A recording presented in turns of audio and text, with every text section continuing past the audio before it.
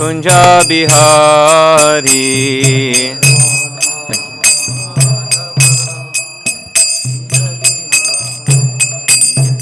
Gopi Janna Vallabha Girivaradhari.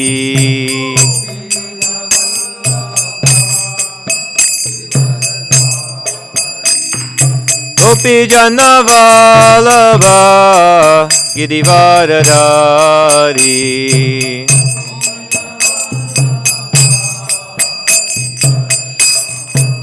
Yashoda Nandana Vraja Janaranjana.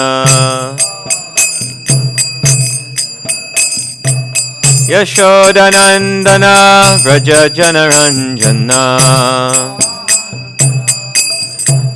Yamuna Tira Vanachari. Yamuna Tira Vanachari. Jaya Radha Madhava Kunja Bihari.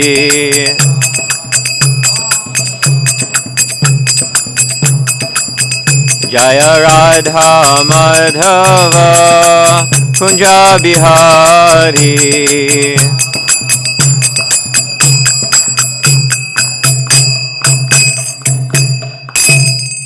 Jaya Om Vishnupad Paramahamsa Parivrajaka Acharya Ashtatara Shata Shri Srimad Srila A.C. Bhaktivedanta Swami Maharaj Prabhupada Ki Jai.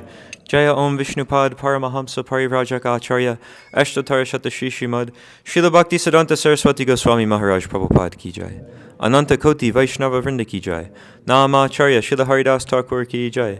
Prem Se Kaho Shri Krishna Chaitanya Prabhu Nityananda Shri Advaita Gadadhar Shivasadi Gaura Bhakti Vrinda Ki Jai. Shri Shri Radha Krishna, Gopa Gopinath, Shamakund, Radha Kund, Giri Govardhan Ki Jai, Vrindavan Dham Ki Jai, Navadvip Dham Ki Jai, Mathura Dham Ki Jai, Jagannath Puri Dham Ki Jai, Bhakti Devi Ki Jai, Tulasi Devi Ki Jai, Yamuna Mai Ki Jai, Ganga Mai Ki Jai, Samaveta Bhaktivinoda Ki Jai. All glories to the assembled devotees. All glories to the assembled devotees. All glories to the assembled devotees. All glories to Sri Guru and Gauranga. All glories to Srila Prabhupada. Namo Vishnu Padaya.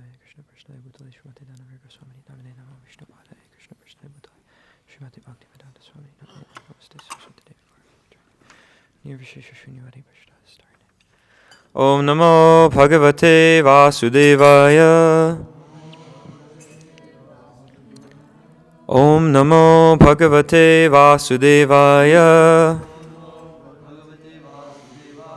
Om Namo Bhagavate Vasudevaya. We're reading from Srimad Bhagavatam, Canto 3, Chapter 5, Text 21.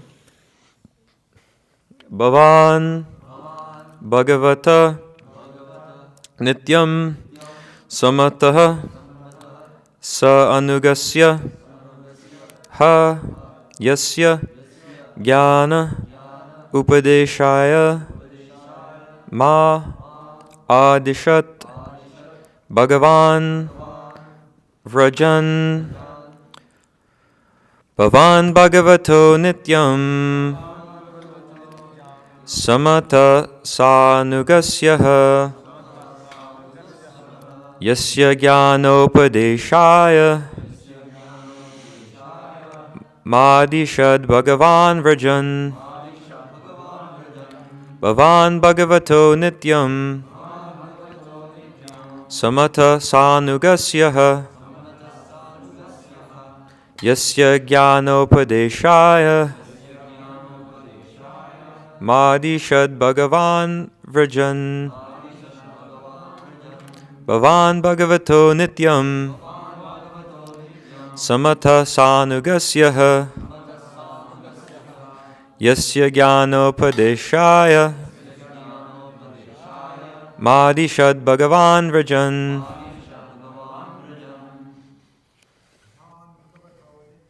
Bhavan Bhagavato Nityam Gasyacha Deshaya Madishad Bhagavan Vrajan Bhagavan Bhagavato Nityam Anugasya Cha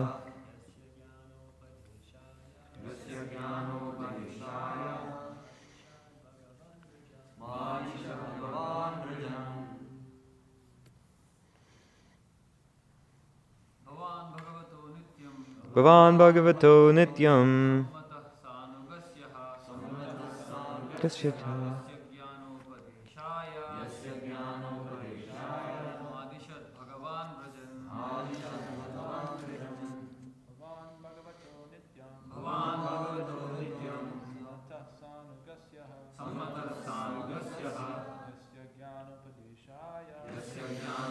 Deshaya Bhagavan Rajan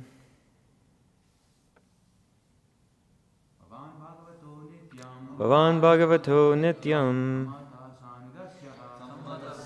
Gasya Deshaya Bhagavan Rajan. Matajis Bhagavato Nityam Gasya Shaya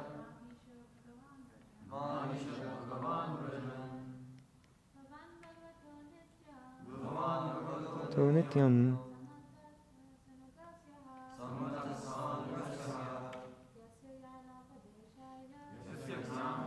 Deshaya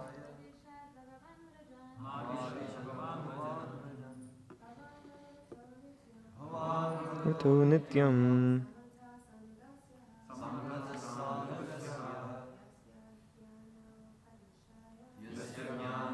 Deshaya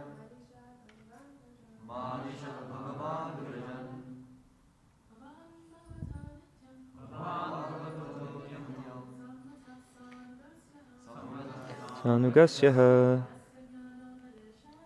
Yasyaganopadeshaya Madishad Bhagavan Vrajan. Bhavan, your good self, Bhagavata, of the personality of Godhead, Nityam, eternal, Samata, recognized, Sa Anugasya, one of the associates, Ha, have been, Yasya, of whom, Jnana, knowledge, Upadeshaya, for instructing, Ma, unto me, Adishat, so ordered, Bhagavan, the personality of Godhead, Rajan, while returning to his abode. Translation and purport by His Divine Grace, Srila A.C. Bhaktivedanta Swami Prabhupada. Your good self is one of the eternal associates of the Supreme Personality of Godhead, for whose sake the Lord, while going back to his abode, left instructions with me. Purport. Yamaraj, the great controller of life after death, decides the living entities' destinies in their next lives. He is surely among the most confidential representatives of the Lord. Such confidential posts are offered to great devotees of the Lord who are as good as his eternal associates in the spiritual sky. And because Vidura happened to be among them, the Lord, while returning to Vaikuntha, left instructions for Vidura with Maitreya Muni. Generally, the eternal associates of the Lord in the spiritual sky do not come to the material world. Sometimes they come, however, by the order of the Lord, not to hold any administrative post, but to associate with the Lord in person, or to propagate the message of God in human society. Such empowered representatives are called Shaktiavesh avatars, or incarnations, invested with transcendental power of attorney. Om Agyana Timirandasya Gyananjana Shalakaya Chakshurun Militam Yena Tasmai Shri Gurave Namaha Shri Chaitanya Mano Bhishtam Shtapitam Yena Bhutale Swayam Rupa Kadahmayam Dadati Swapadantikam Vandeham Shri Guru Shiyutav Padakamalam Shri Gurun Vaishnavamscha Shri Rupam Sagrajatam Sahagana Raganatan Vitam Tam Sajivam Sadvaitam Savadutam Parijana Sahitam Krishna Chaitanya Devam Shri Radha Krishna Padan Sahagana Lalita Shri Vishakan Vitamscha Hey Krishna Karuna Sindhu Dinabandho Jagatpate Gopesha Gopika Kanta Radha Kanta Namostate Tapta Kanchana Gourangi Radhe Vrindavaneshwari Rishabhanu Sute Devi Pranamami Haripriye Vanchakalpa Tarubhyascha Kripasindubhya Evacha Patitanam Pavanebhyo Vaishnavebhyo Namo Namaha Jai Shri Krishna Chaitanya Prabhu Nityananda Shri Advaita Gadadhar Shivasadi Gaura Bhaktivinoda Hare Krishna, Krishna Krishna, Hare Hare, Hare Rama, Rama Rama, Hare Hare. Nama Om Vishnu Padaya, Krishna Prashtaya Bhutale, Srimate Dhanavirga Swaminiti Namine, Nama Om Vishnu Padaya, Krishna Prashtaya Bhutale, Srimate Bhaktivedanta Swaminiti Namine, Namaste Saraswati Deve, Gauravani Pacharine, Nirvishesha Shunyavadi, Pashyata Desatarine. So, we're hearing how the representatives of the Lord are usually in the spiritual world, but sometimes they come to this material world for the sake of helping the conditioned living entities here by propagating the message of God in human society, or to be part of Krishna's transcendental roadshow, to join his pastimes in the material world. So Yamaraj, he occupies a very important post. He's almost as powerful as the Supreme Personality of Godhead. He's almost as all-knowing, and he's given that power by the Supreme Lord himself because he has to take track of everyone's activities in this material world. So people might think that they can, or people do certain activities that are illegal and then get away with it by avoiding the police or whatever government is in the state that they're living in. But that activity is seen by many living entities. It's seen by the air, or Vayu. It's seen by the sun, or Surya, and many different demigods. But it's also seen by Yamaraj and his servants who are noting down the activities of the living entities. So this one, I don't think you can call him a philosopher, but one... I don't remember his name, but one person Srila Prabhupada mentions sometimes, he would say, beg, borrow, or steal, but get ghee. Because what was his name? Charvaka Muni? Okay, Charvaka Muni. So he would say, beg, borrow, or steal, but get ghee, because his idea was that at the time of death, everything is finished. And unfortunately, he was not the only person thinking like this. Srila Prabhupada often quoted this Russian professor who he was so disappointed with because he went to Russia and he's trying to speak with some of the leading intellectuals there. And one of them is saying, I can't remember his name either, but he would say, Swamiji, everything you're saying is very nice, but there's one thing you have wrong, and that's that once this body's finished, everything is finished. And Srila Prabhupada mentions this with like great discussed very often. He was so disappointed. Like, how can someone who's so smart, has so much intelligence, is holding such a high position for educating others, not even come to the first understanding of Vedanta, or the first understanding of knowledge, that one actually isn't this body. So he would quote this professor often, who would say that once this body is finished, everything is finished. And so many people think that this is the case. The majority of the world is thinking, once this body is finished, everything's done, so I can do whatever I like, and there's no problem. But we see actually Yamaraj, he will hold the living entities accountable for whatever activities they've done in this lifetime, any sinful activities, and then based on what they deserve, their karma, or like their credit score of activities in this material world, then they can afford the next type of body that they'll be in. So whatever activities we're doing in this lifetime are more or less making our next body. And without that knowledge, there's so much just completely insane activities going on in the world today. Because by not understanding that there is another lifetime that someone has to live after this body is finished, people engage in so many activities thinking they don't have any responsibility, they're not held accountable for anything. And then we see nothing in the world is run in a way that actually helps one with their long-term benefit.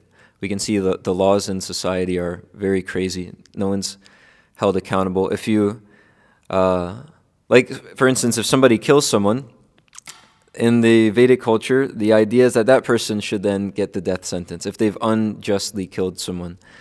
Not in like a war or something like this, but if someone's committed a murder, then if that person gets the death penalty, it's actually good for them because in their next lifetime, it's like shortening the intense suffering that they're going to have to go through to pay for that activity. So that's actually something for even that murderer's benefit because it's cutting off the duration of this karmic debt he's going to have to be in. But now we see many countries are saying, actually that's very cruel to sentence somebody to death, so better just to if someone kills many people, like Prabhu mentioned this in the class just recently, that people say if someone kills many people, it actually doesn't matter, it'd be wrong to kill him, so they let that person live. But that doesn't help them or anyone else actually, because then they have their karma. Or we also see, because of not understanding this point that people are responsible for their activities, then the main thing that's being educated to people is that you just work as hard as you can to get as much sense gratification for yourself as possible. Don't worry about whatever reaction comes because it's only this one lifetime.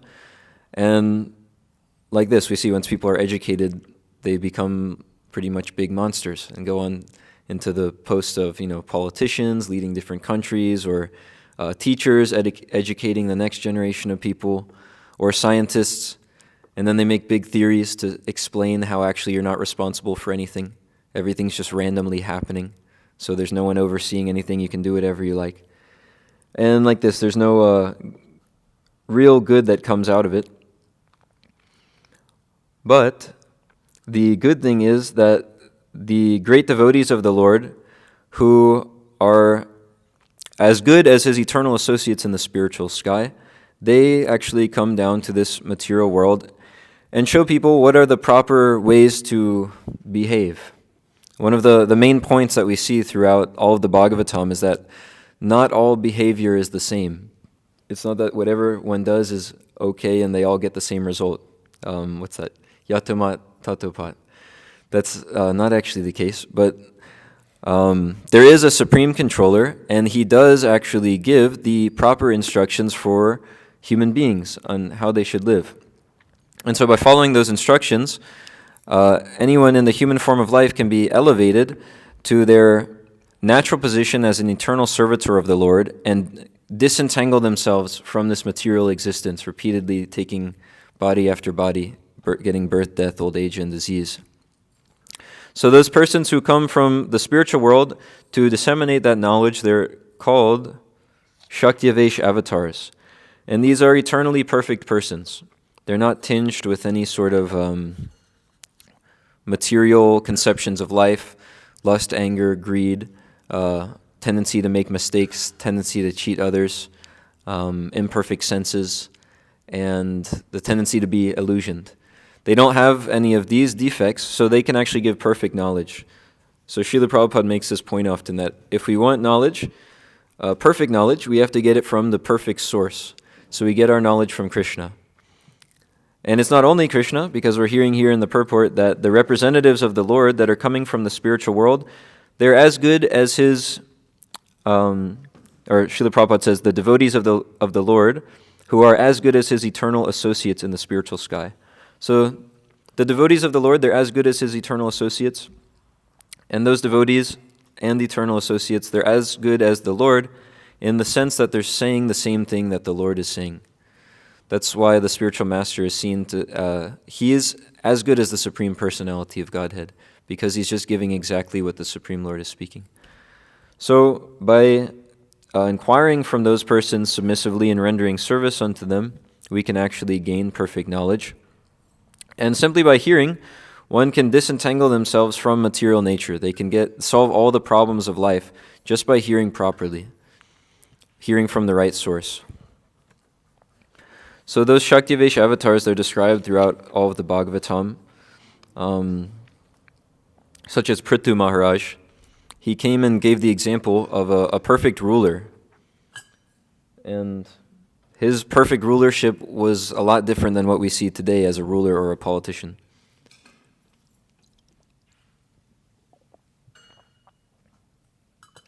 I think it's in the first purport of the Ishopanishad. It talks about how everything in this world is based on sense gratification, and it talks about the rulers and the politicians and how they promise sense gratification. Does anyone know, is that the first purport in the Ishopanishad?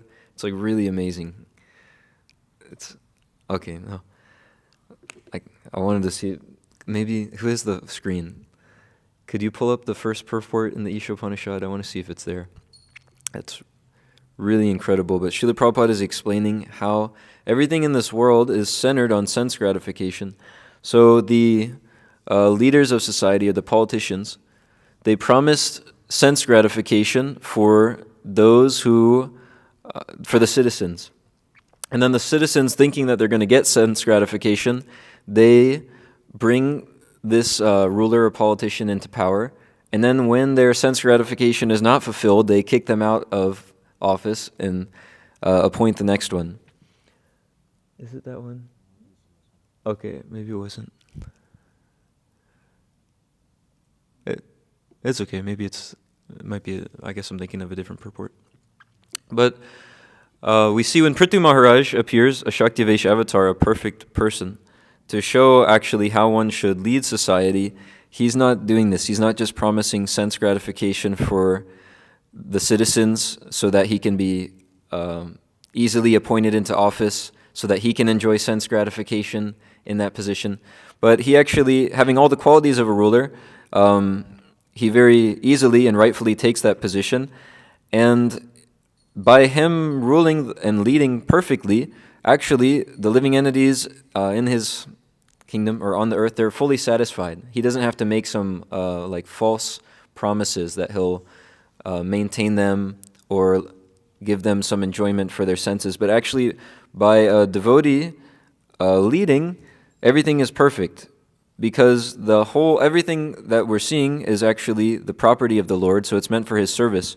So when there's a devotee who's in charge and engaging everything in the Lord's service, then naturally everyone is satisfied. The demigods are satisfied because things are being used properly to serve their master, and the Supreme Lord is satisfied because the living entities are engaging in His service and helping others also come back to Him. So by a devotee being in charge, we see like in the pastimes of Prithu Maharaj, the earth was fully satisfied. So, actually in the pastime with Prithu Maharaj, there is an instance where he has to chastise the earth because she wasn't properly doing her duty. But we see, by him being a devotee and doing his duty, then the earth comes to the proper understanding, and she gives all resources in profuse quantities to all of the citizens. Whereas when there's a demon in charge of society, or someone who's not following the principles of the Supreme Personality of Godhead and not following the Vedas, then we see there's so much famine, scarcity, suffering caused by higher powers like demigods. There's earthquakes, so many problems. We also see examples of that in the Krishna book, or in the 10th canto of the Srimad Bhagavatam, how one Brahmana, whenever he would have a child, the child would immediately die. And the first thing he would do is he would go to the king, because it's understood in the Vedic culture that the ruler of the society is fully responsible for that society and all of the citizens he's protecting. So he would bring his dead child to the king every time and say that this is the king's fault. So we can see what is actually the standard of someone ruling in a Vedic society is that they're fully responsible for all the living entities. They're held accountable for anything that's going on under their instruction. So Prithu Maharaj showed the perfect example of a ruler, and he showed that perfect example because he's a perfect person. He's a Shaktivesh avatar. There's a Vyas Puja offering to Srila Prabhupada by His Holiness Bhakti Vikas Swami. I wanted to read some of it. I'm having trouble actually finding it, but he quotes all of these different sections of Srila Prabhupada's books where Srila Prabhupada reveals some things about his position, which isn't usually what Srila Prabhupada would speak on. But every now and then he reveals his position as a Shaktivesh avatar coming from the spiritual world, not just in conversations or like memories of Srila Prabhupada and those things that we hear, but specifically in the most authoritative source of knowledge, in his books. I have it, I'm just searching for it here. I might not be able to find it quick enough. If you give me 10 more seconds, I might be able to get it. Okay, I think this is it.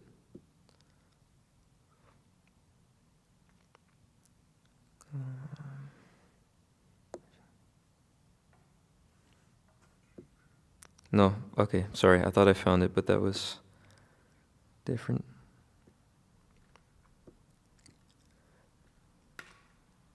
I'll try one more time.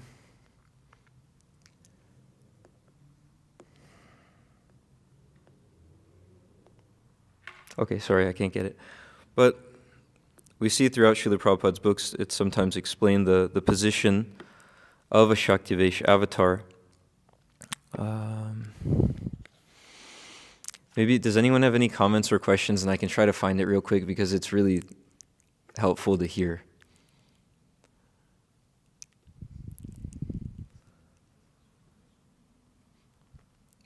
Yes, Master Prabhu?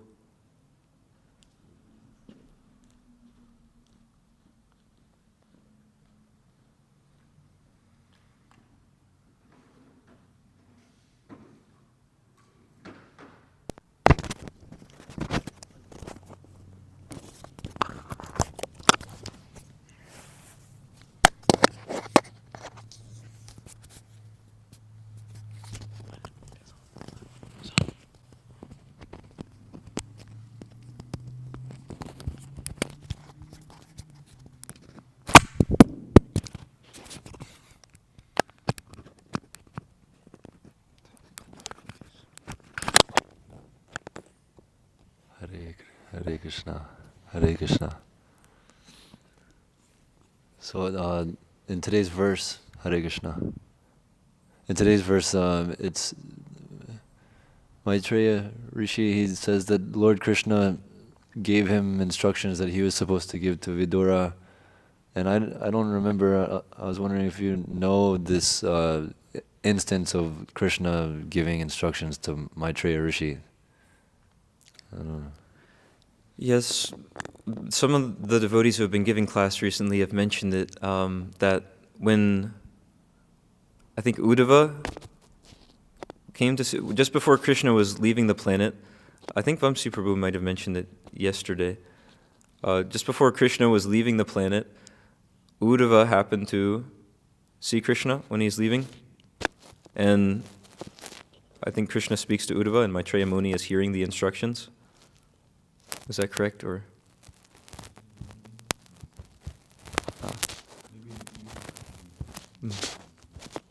Does anyone specifically remember this part? When Krishna is instructing Uddhava? I don't have it specifically in mind. Or, I mean, when Krishna was instructing Maitreya Muni to give these instructions to Vidura?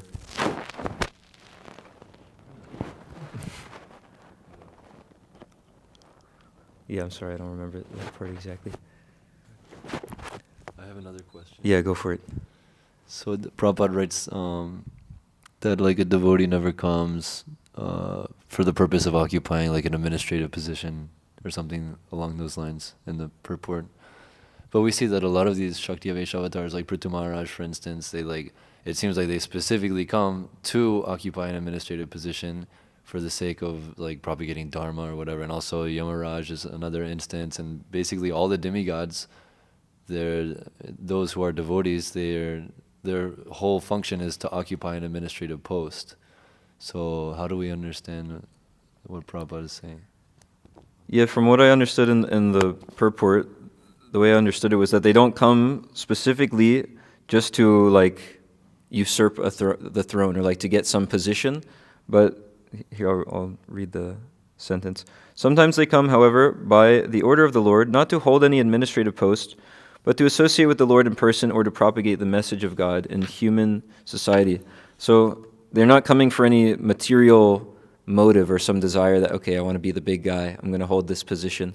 But the purpose of them coming, even if they're in some position, it's to associate with the Lord and then to propagate the message of the Lord, actually, not just to come and like, it's like they're so powerful in the spiritual world, so they're coming down and, okay, now I'm going to be the most powerful guy in the material world, like Hiranyakashipu or Hiranyaksha. But they're actually coming just for the sake of assisting the Lord in his pastimes and speaking what Krishna has given to the living entities for their benefit. Are there any other comments or questions? Yes, Prabhu? You're still looking for the offering? I'm just about to give up looking for it. In the purport, Prabhupada was mentioning that the representative of the Lord comes to preach the message of Godhead within human society. But we hear this verse at the end of the first canto, second chapter.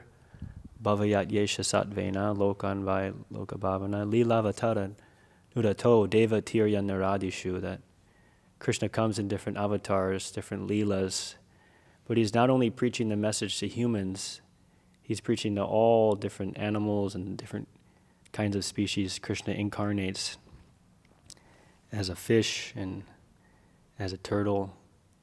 And even Bhaktisiddhanta Saraswati Thakur said that someday we'll have to preach to the vegetable tribes. Wow. That's ecstatic. Thank you. And hearing from you dispelled my ignorance, and I was able to find it, so I have it here. This is really helpful to hear because we can hear what is the position of these fully transcendental personalities who are coming from the spiritual world, not for any personal motive, but just to benefit the living entities by giving them Krishna consciousness. So here it is. As Srila Prabhupada explains in his purport to should I put it on the screen? Sorry.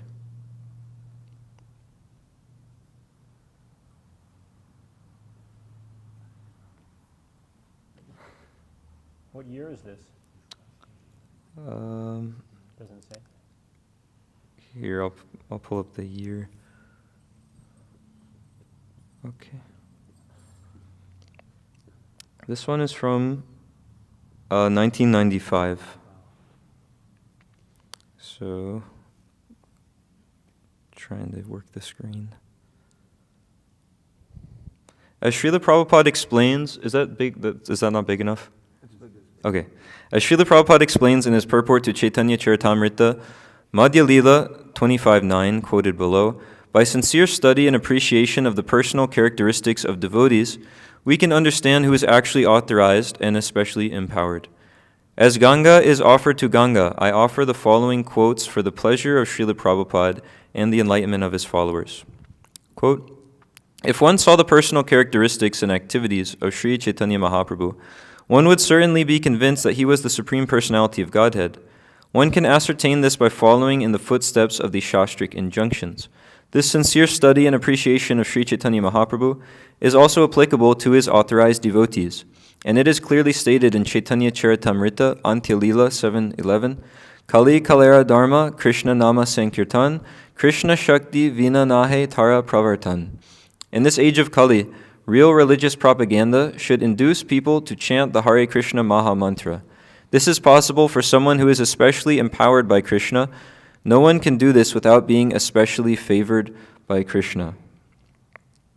Srila Bhaktisiddhanta Saraswati Thakur comments in this regard in his Anubhasya, wherein he quotes a verse from Narayana Samhita, Dwarpariyer Janera Vishnu Pantaratrais tu Kevalai, Kalo tu Nama Matrena Pujyate Bhagavan Harihi. In Dwarpar Yuga, devotees of Lord Vishnu and Krishna render devotional service according to the principles of Pancharatra. In this age of Kali, the Supreme Personality of Godhead is worshipped simply by the chanting of his names. Srila Bhaktisiddhanta Saraswati Thakur then comments, without being empowered by the direct potency of Lord Krishna to fulfill his desire, and without being specifically favored by the Lord, no human being can become the spiritual master of the whole world. He certainly cannot succeed by mental concoction, which is not meant for devotees or religious people. Only an empowered personality can distribute the holy name of the Lord and enjoin all fallen souls to worship Krishna. By distributing the holy name of the Lord, he cleanses the hearts of the most fallen people. Therefore, he extinguishes the blazing fire of the material world. Just one comment on that. It's the marathon. We're trying to distribute more and more of Srila Prabhupada's books, so we can understand it's not possible at all to give people Krishna consciousness, give people Srila Prabhupada's books without being empowered by the Lord. So we can pray very fervently every day to Lord Chaitanya and to Srila Prabhupada and to our spiritual master to empower us to somehow or other distribute more and more of Srila Prabhupada's books that Krishna has requested him to come to this world to give. Not only that, he broadcasts the shining brightness of Krishna's effulgence throughout the world. Such an acharya or spiritual master should be considered non-different from Krishna. That is, he should be considered the incarnation of Lord Krishna's potency. Such a personality is Krishna Lingita Vigraha. That is, he is always embraced by the Supreme Personality of Godhead Krishna. So that's Srila Prabhupada. He's always embraced by Krishna. Such a person is above the considerations of the Varnashram institution. He is the guru or spiritual master for the entire world, a devotee on the topmost platform, the Maha Bhagavata stage, and a Paramahamsa Thakur, a spiritual form only fit to be addressed as Paramahamsa or Thakur. Nonetheless, there are many people who are just like owls, but never open their eyes to see the sunshine. These owlish personalities are inferior to the Mayavadi sannyasis, who cannot see the brilliance of Krishna's favor upon the Maha Bhagavat devotee.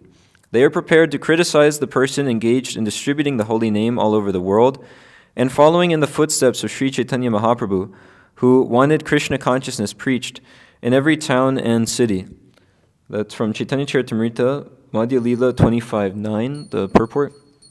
So one quote Srila Prabhupada says is that this Krishna consciousness movement is a war against all owls. Or he says we have to fight with all owls. So these persons who are very owlish, even if the solution to all their problems, or whatever they're philosophizing about, or having so many seminars about, many scientists, intelligentsia of society, different persons, they might have whole seminars to say how to solve different problems, or just to speak on different problems and explain how they don't know what to do about them.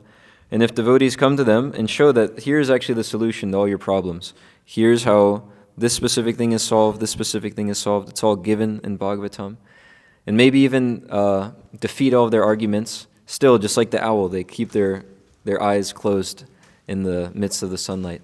So this Krishna consciousness is a fight against all owls, and Srila Prabhupada said that preaching means fighting. It's not that they're just going to accept it easily.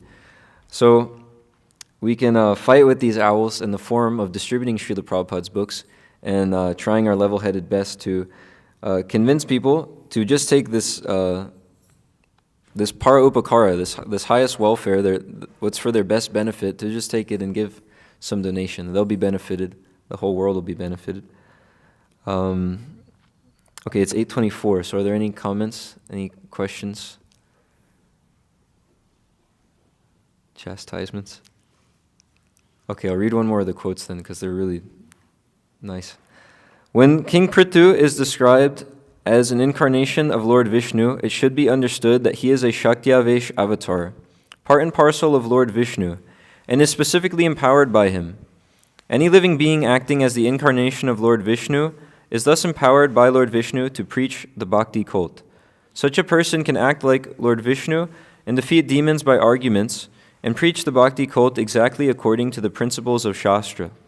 As indicated in Bhagavad Gita, whenever we find someone extraordinary preaching the bhakti cult, we should know that he is especially empowered by Lord Vishnu or Lord Krishna, as confirmed in Chaitanya Charitamrita, Antya 7:11. Krishna Shakti Vina Nahe Tara Pravartana. One cannot explain the glories of the holy name of the Lord without being specifically empowered by him. If one criticizes or finds fault with such an empowered personality, one is to be considered an offender against Lord Vishnu and is punishable. Even though such offenders may dress as Vaishnavas with false tilak and mala, they are never forgiven by the Lord if they offend a pure Vaishnava. There are many instances of this in the Shastras. That's Srimad Bhagavatam 4:19-37. So we can see Srila Prabhupada, if we've heard even for a short time from Srila Prabhupada, then we can understand when we hear some of these purports and verses that this is describing his position. He's an eternally liberated Mahabhagavat devotee, descending from the spiritual world, not for occupying any post, but to associate with the Lord, to associate with Lord Chaitanya in his Sankirtan movement, and to propagate the message of the Lord in human society.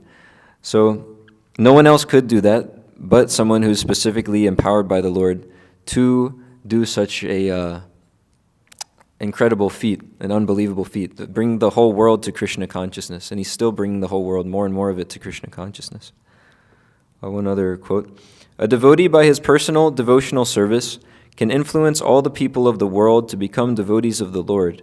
If there is only one pure devotee in pure Krishna consciousness, he can change the total consciousness of the world into Krishna consciousness. Srimad Bhagavatam 4:880 purport. Just as Krishna does not take a step away from Vrindavan, Krishna's devotee also does not like to leave Vrindavan. However, when he has to tend to Krishna's business, he leaves Vrindavan. After finishing his mission, a pure devotee returns home back to Vrindavan, back to Godhead.